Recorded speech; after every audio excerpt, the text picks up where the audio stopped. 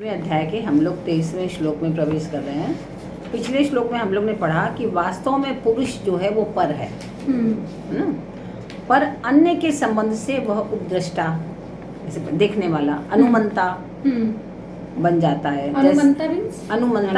अनुमति देने वाला। हाँ, तो जैसे मनुष्य जो है पुत्र के साथ संबंध अगर बनता है तो पिता बन जाता है, भाई के संग संबंध बनता है, बहन के संग संबंध बनता है तो भाई बन जाता है, माँ के संबंध बना तो माँ, एक ही व्यक्ति के कई संबंध हो जाते हैं। तो ऐसे ही ये संबंध भी बन जाते हैं। तो ये संबंध अपने कर्तव्य का पालन करने के लिए ही है, केवल ये समझना चाहिए कि जो भी हमारे संबंध बने हैं, माता के, पिता के, भाई के, बंधु के, मित्र के, सखा के, शिष्य के, गुरु के, जो भी संबंध बने, ये समझिए कि हम कर्तव्य निभाने के लिए हम यहाँ आए हैं। किसी अपने लालच के लिए नहीं कि मेरा ये काम ये पूरा करे, नहीं तो हमारा संबंध खराब। ये नहीं, ये हम सिर्फ कर्तव्य निभाने के लिए आए हैं, किसी से ममता करने के लिए नहीं आए हैं कि हम बड़ी ममता कर रहे हैं फिर हमें रोना आ रहा है किसका ये वो। यहाँ पर हम सिर्फ अपने कर्तव्य निर्वाह के लिए आए हैं। न जाने पिछले जन्म में वो हमारा कौन रिश्तेदार था, कौन नहीं था, कोई भी रिश्तेदार नहीं था, कुछ लेना देना नहीं था, फिर भी कुछ दूर का उसका संबंध था, वो आ गया अभी से पुत्र बन के। या कभी कोई, जैसे संतान के लिए भी कहा जाता है तो पुत्र भी कितने प्रकार के होते हैं, शत्रु भी पुत्र होते हैं, मित्र भी पुत्र होते हैं, सखा भी पुत्र होते हैं, नौकर भी पुत्र होते हैं, है ना। तो मित्र पुत्र के भी कई प्रकार हैं। तो वो सब क्या है, अपने अपने कर्ज को पूर्ण करने के लिए आते हैं। जो भी आपका प्रारब्ध आपने छोड़ दिया था उसको पूर्ण करने के लिए। या कुछ ऐसे होते हैं जो चाहते हैं, अभी हम बहुत लोगों को सुनते हैं, मेरे पास आएंगे कहेंगे कि हम चाहते हैं अंबानी घर में पैदा हो। अब भाई सबके सब अंबानी घर में पैदा हो जाओगे, ऐसा कैसे हो सकता है? और जब पैदा हो गए तुम, उनकी स्थिति क्या होगी पता नहीं। आज तो उनके धन को देख के सब लोग कह रहे हैं। तो ऐसे ही कभी कभी हमारी अभिलाषा जो है हमें किसी घर में जन्म लेने के लिए बाध्य कर देती है। तो वैसे नहीं, आप संतान के रूप में कुत्ते के रूप में पैदा हो जाओगे, आपने वैसे कर्म किए हैं। तो बहुत से कुत्तों को देखो कितनी ऐश करते हैं, है ना। तो इस तरह से हमें क्या करना है हमें ये समझना है कि जितने भी संबंध हैं ये कुछ भी निर्वाह के लिए हैं, कोई ममता करने के लिए नहीं है या आसक्ति करने के लिए नहीं है। अब भगवान जो है इन दोनों तत्वों का फल बता रहे हैं, प्रकृति और पुरुष का विवेचन करके। ठीक है। य एवं वेत्ति पुरुषं प्रकृतिं च गुणैः सह सर्वथा वर्तमानोऽपि न स भूयो विजायते। इस प्रकार पुरुष को और गुणों के सहित प्रकृति को, समस्त गुणों के सहित प्रकृति को जो मनुष्य अलग अलग जान जाता है कि पुरुष अलग है और प्रकृति अलग है, वो सब तरह का बर्ताव करता हुआ भी, मतलब हर किसी से हर तरह का बर्ताव कर रहा है। अपनी पुत्री से पुत्र माता की तरह, और व्यवहार में जो समाज में आया उससे उसकी तरह, सर्विस में जा रहा है तो वहाँ उसकी तरह, लेकिन व्यवहार करता हुआ भी सबसे सजग रहता है। ये ध्यान रखता है कि मैं पुरुष हूँ और ये प्रकृति है, ये माया है। तो उनसे कोई लगाव नहीं रखता, कोई ममता नहीं रखता। तो फिर क्या होता है कि फिर वो पुनः जन्म नहीं लेता।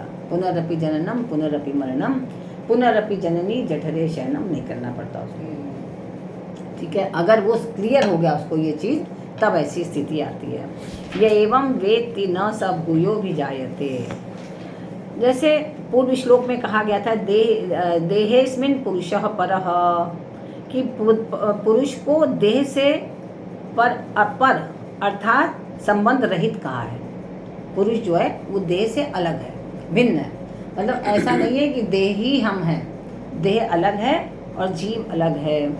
उसी पद को यहाँ पर एवं पद से कह दिया। जो साधक इस तरह पुरुष को देह से, प्रकृति से परे, पर अर्थात संबंध रहित जान लेता है कि प्रकृति और पुरुष दोनों अलग अलग है। ये एकदम मतलब खाली जानना नहीं है, जानना भी है, मानना भी है, उसको अनुभव भी करना है, तब काम चलेगा।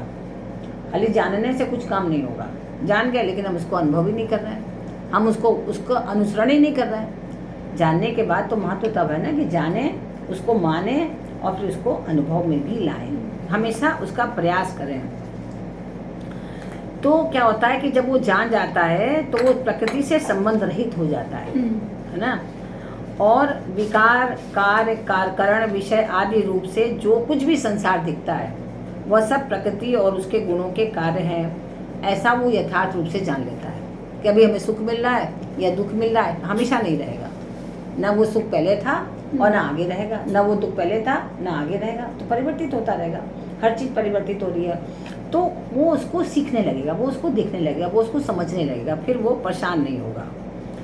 तो इस प्रकार फिर क्या होगा, अपने कर्तव्य कर्म को तो हमेशा करता रहेगा, और लेकिन बारंबार जन्म लेने के लिए बाध्य नहीं होगा, क्योंकि सब कर्म कर रहा है। अगर आपको क्रोध आ रहा है ना, तो आप क्रोध भी कर रहे हैं, लेकिन अंदर तक नहीं जा रहे, जान रहे हैं ये नाटक है सब, ये हम प्रकृति के संग, ये हमें करना है इसलिए हम कर रहे हैं, ऐसा जानते हुए कर रहे हैं, और उसमें लगाव नहीं रख रहे हैं, आसक्ति नहीं रख रहे हैं, तो उसका परिणाम क्या होगा, हमें बार बार जन्म नहीं लेना पड़ेगा। तो भगवान जो है यहाँ साधक को अपना वास्तविक स्वरूप जानने के लिए सावधान कर रहे हैं कि अपना वास्तविक स्वरूप समझो। क्या है वास्तविक स्वरूप? वास्तविक स्वरूप ये हमारी देह नहीं है।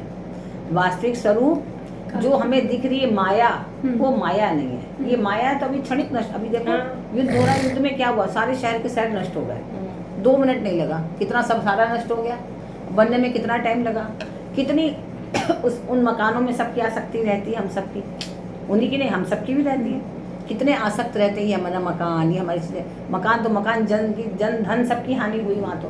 तो ऐसे क्या होता है कि जब हम लोग ऐसे समझने लगते हैं, तो क्या होता है कि फिर कोई मनुष्य क्रिया नहीं करता, प्रतिक्रिया नहीं करता, कि कोई फर्क नहीं पड़ रहा है, सावधान है, दिखने के लिए देखने के लिए करेगा, हाँ व्यवस्था कैसे करें अब, क्योंकि जीवन में जीना है तो सब कर्म भी करना है। कर्म करते हुए अंदर कोई हलचल उसकी नहीं होगी, अंदर जो है वो सावधान खड़ा रहेगा, क्योंकि अंदर में उसके कोई प्रभाव नहीं पड़ा, न कुछ टूटा, न कुछ फूटा, न कुछ आवाज़ आई, अंदर तो वैसे का वैसे ही है।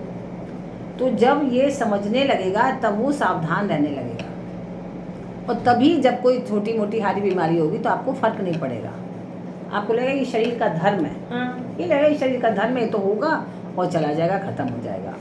तो न स भूयो अभिजायते, जैसे छाछ से निकाला हुआ मक्खन पुनः छाछ में मिलकर दही नहीं बनता, तो ऐसे ही प्रकृतिजन्य गुणों से संबंध विच्छेद होने पर मनुष्य जो है पुनः फिर गुणों से नहीं बंधता है। जब हम एक बार गुणों से अधिक, प्रकृति के जो गुण हैं, राग, द्वेष, ईर्ष्या, अहंकार, ममता, आसक्ति, फिर इससे हम एक बार अलग हो गए तो फिर उसमें हम नहीं बंधेंगे।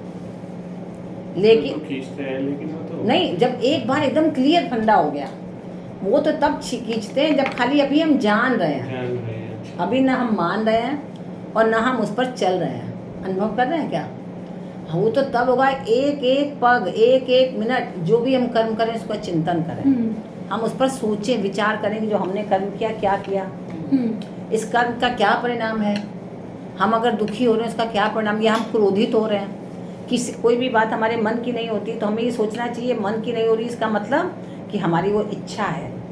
इच्छा के लिए पहले कहा गया ना, इच्छा दोष है, तो वो इच्छा जो हम अपने लिए कर रहे हैं वो हमें दुख दे रही है। तो पहले हमें ये निर्णय करना, हम हर पग, तब हम उसमें डूबेंगे फिर से, कि जब हम पूरी तरह से छाछ नहीं बने हैं। जब छाछ बन गए फिर कैसे दिख जमेगी, फिर तो जम ही नहीं सकती, तो अभी छाछ बनी ही नहीं, अभी तो खाली सुन रहे हैं और हम मन में सोचते जा रहे हैं, हाँ हम तो हो गए, हम तो हो गए, हम तो हो गए, जरा सी कोई पत्थर पड़ा फिर घबरा गए, फिर कहाँ हुए हम हुए।